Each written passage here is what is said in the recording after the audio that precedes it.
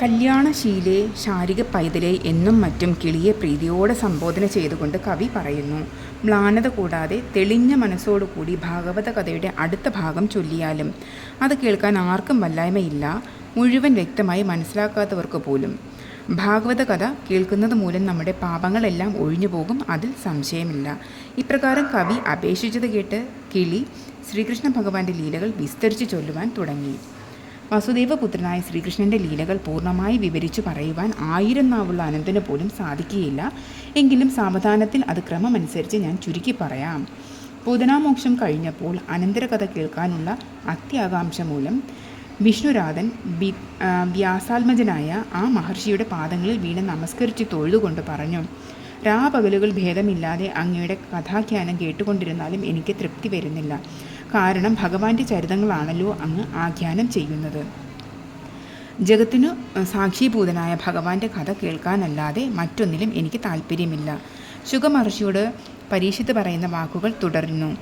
ശ്രീകൃഷ്ണ ഭഗവാന്റെ കഥാമൃതം എത്രയധികം കേൾക്കുന്നുവോ അത്രയധികം പരിശുദ്ധിയാണ് ഏവർക്കും ഉണ്ടാകുന്നതെന്ന് ആമുഖമായി പറഞ്ഞുകൊണ്ടാണ് പരീക്ഷിത്ത് വർത്തമാനം തുടരുന്നത്. ഏതൊരാൾ ശ്രീകൃഷ്ണ ചരിതങ്ങൾ ആത്മാവിൽ ഉൾക്കൊള്ളുന്നുവോ ആ ഭാഗ്യവാൻ അത്യന്തം വിശുദ്ധിയുള്ളവനായി മാറുക തന്നെ ചെയ്യും. ജീവിതത്തിൽ സൗഭാഗ്യകരമായി ഉള്ളതെല്ലാം അയാൾക്ക് അനുഭൂതമാവുകയും ചെയ്യുന്നു. നല്ല അനുഭവങ്ങളും ഒടുവിൽ മോക്ഷവും അയാൾക്ക് സിദ്ധിക്കുന്നു. വിഷ്ണു ഭക്തന്മാർ ഒന്നിനൊന്ന് ആത്മശുദ്ധി നേടിക്കൊണ്ടേയിരിക്കുന്നു. ഭക്തവത്സലനായതുകൊണ്ട് ദേവദേവനായ മഹാവിഷ്ണു അമ്പാടിയിൽ ദേവകിയുടെ പുത്രനായി അവതരിച്ചതും പൂതനെ കൊന്നതുമാണല്ലോ അങ്ങ് വിവരിച്ചത്. അതിനുശേഷമുള്ള ലീലാവിലാസങ്ങൾ എന്തെല്ലാമാണെന്ന് എൻ്റെ മനസ്സ് തെളിയത്തക്ക രീതിയിൽ അവിടുന്ന് പറഞ്ഞു തന്നാലും. പരീക്ഷത്തിൻ്റെ ഈ അപേക്ഷ കേട്ട് വിഷ്ണുഭക്തനായ ശ്രീശുകൻ അത്യധികം സന്തോഷിച്ചു. ഭഗവാന്റെ കഥ ആഖ്യാനം ചെയ്യുക എന്നതിനേക്കാൾ ആനന്ദകരമായ ഒരു കൃത്യം ആ മഹർഷിക്കില്ല. അതിനാൽ ശ്രീശുകൻ മനസ്സ് തെളിഞ്ഞ് ഭഗവാനെ ഭക്തിയോടെ സ്മരിച്ചുകൊണ്ട് കഥയുടെ അനന്തരഭാഗം പറയാൻ തുടങ്ങി. വിഷ്ണു ഭഗവാന്റെ വിസ്മയകരമായ മായാമഹിമകൾ വിസ്തരിക്കാൻ ആരാലും സാധ്യമല്ല. എങ്കിലും മഹാരാജാവെ, അങ്ങയ്ക്ക് അത്രയേറെ താല്പര്യവും ഭക്തിയും ഉള്ളതുകൊണ്ടാണ് ആത്മാവിന് സുഖം അനുഭവപ്പെടുന്ന രീതിയിൽ ശ്രീകൃഷ്ണ ലീലകളെപ്പറ്റി ഞാൻ പറയുന്നു. അത് കേട്ടാലും. ഭഗവാൻ അവതരിച്ചതിനു ശേഷം 3-ാം മാസത്തിലെ ജന്മനക്ഷത്രത്തിൽ നന്ദഗോപൻ വാതിർ പുറപ്പാട് എന്ന ചടങ്ങ് ആഘോഷമായി നടത്തി.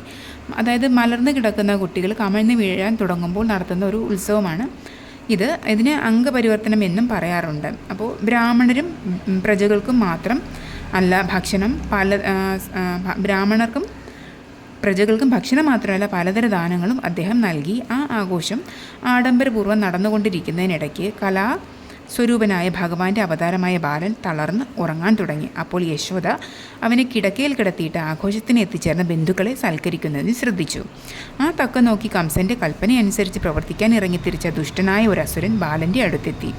ബാലനെ ഉറക്കിക്കിടത്തിയിരുന്ന ആ ചാടിൽ ആ അസുരൻ തൻ്റെ പ്രാണനെ മായാപ്രയോഗത്തോടുകൂടി പ്രവേശിപ്പിച്ചു.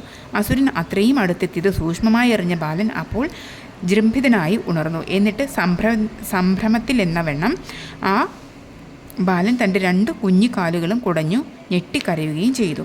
വസുദേവപുത്രനായി അവതരിച്ച ഭഗവാന്റെ ഓരോരോ അത്ഭുത കൃത്യങ്ങളാണ് വിവരിക്കാൻ തുടങ്ങുന്നത്. കംസ നിയോഗത്താൽ വന്നു ചേർന്ന അസുരൻ മായാപ്രയോഗത്താൽ ഉണ്ണികൃഷ്ണൻ ഉറങ്ങിക്കിടന്ന ചാടിൽ സ്വജീവൻ ലയിപ്പിച്ചതായിട്ടാണ് നാം ഇവിടെ കണ്ടത്. ഉണ്ണികൃഷ്ണനാകട്ടെ ഞെട്ടിയുണർന്ന് കുഞ്ഞിക്കാലുകൾ കുടയുകയും കരയുകയും ചെയ്തു. അപ്പോൾ എന്താണ് സംഭവിക്കുന്നതെന്നാണ് ഇനി പറയുന്നത്. ശിശുവായ ശ്രീകൃഷ്ണൻ്റെ പാദപ്രഹരമേറ്റ് ആ അസുരൻ്റെ ജീവൻ ഒളിഞ്ഞിരിക്കുന്ന ശകടം അതിൻ്റെ അച്ചുതണ്ടോടുകൂടി ഭൂമിയിൽ നിലംപതിച്ചു. അത് കടുകുമണി പോലെ ചിന്നിച്ചിതറി തകർന്നു. അതങ്ങനെ തകരുന്നത് കണ്ടപ്പോൾ ഗോപാലന്മാരും ഗോപികന്മാരും വിസ്മയപ്പെടുകയും വിഭ്രമിക്കുകയും ചെയ്തു.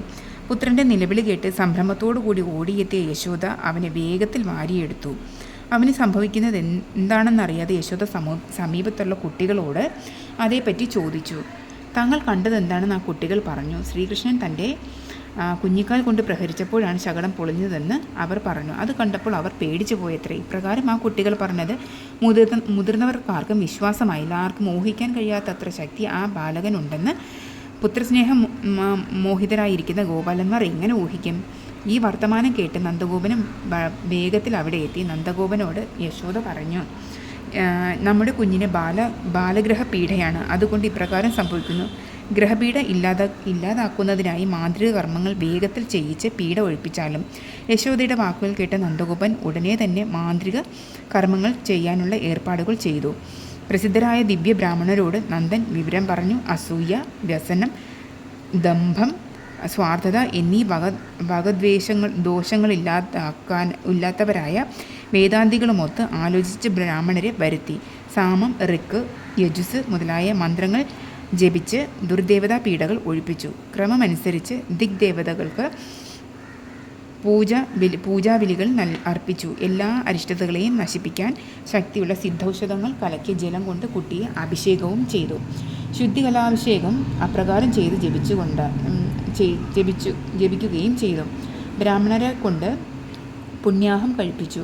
ഗ്രഹശാന്തിക്ക് വേണ്ടി ഹോമവും കഴിപ്പിച്ചു. എന്നിട്ട് മനസമാധാനം ലഭിക്കാൻ നന്ദഗോപൻ ബ്രാഹ്മണർക്ക് ഷഡ് രസങ്ങളോട് കൂടിയ മൃഷ്ടാനം നൽകി. വസ്ത്രം, പൂമാല, സ്വർണ്ണമാല എന്നിവകൾ കൊണ്ട് അലങ്കരിച്ച പശുക്കളെ പുത്രൻ്റെ അഭിവൃദ്ധിക്കായി അവർ കൊടുത്തു. അതെല്ലാം സ്വീകരിച്ച് സന്തുഷ്ടരായി തീർന്ന ബ്രാഹ്മണ ശ്രേഷ്ഠർ ആശീർവാദങ്ങൾ നൽകി. വേദം പഠിച്ചവരും മന്ത്രങ്ങൾ അറിയുന്നവരും ഭഗവാനെ ഉപാസിക്കുന്നവരുമായ അവരുടെ അനുഗ്രഹാശിസുകൾ ഒരിക്കലും ഫലമില്ലാതെ ആവുകയില്ല. അവരെല്ലാവരും പിരിഞ്ഞു പോയതിനു ശേഷം നന്ദഗോപൻ സ്വഭവനത്തിൽ ശാന്തരായി കഴിഞ്ഞു. മായയിൽ ശകടമായി വന്നു ചേർന്ന അസുരൻ മരിച്ചതിൽ സന്തുഷ്ടരായി മാറിയ ഗോപാലന്മാർ തകർന്നു പോയ ചാട് വീണ്ടും ചേർത്ത് ഒപ്പിച്ചു വെച്ചു. ശകടാസുരൻ വധിക്കപ്പെട്ടതോടുകൂടി നന്ദഗോപൻ്റെയും യശോദയുടെയും സങ്കടങ്ങൾ അവസാനിക്കുന്നില്ല.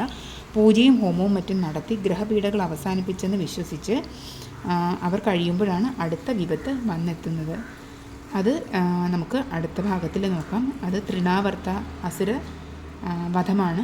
അപ്പോൾ ഇത്രയുമാണ് ഇന്നത്തെ എപ്പിസോഡ്. Thank you.